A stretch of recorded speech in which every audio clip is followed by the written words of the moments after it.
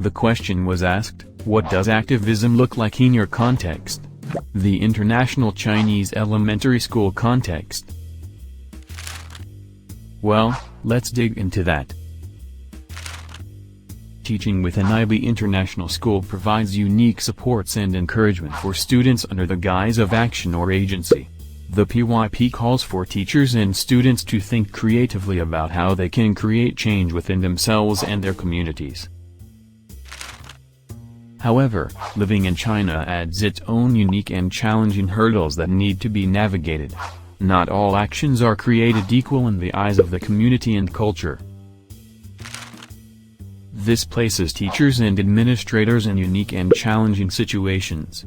How do you continue to embrace the culture of the students while supporting a shift in ideals that may one day lead to young students to challenge their families' beliefs and values? Furthermore, how do you talk about young activists and the amazing work they are doing without calling to attention situations within your own community that require someone to advocate for them? My first real experience with this had to do with a 10-year-old grade 5 student and the overwhelming challenge of China's left-behind children.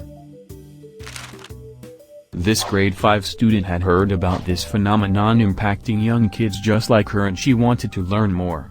We quickly found that reliable resources that gave up-to-date and accurate information about this issue were nowhere to be found.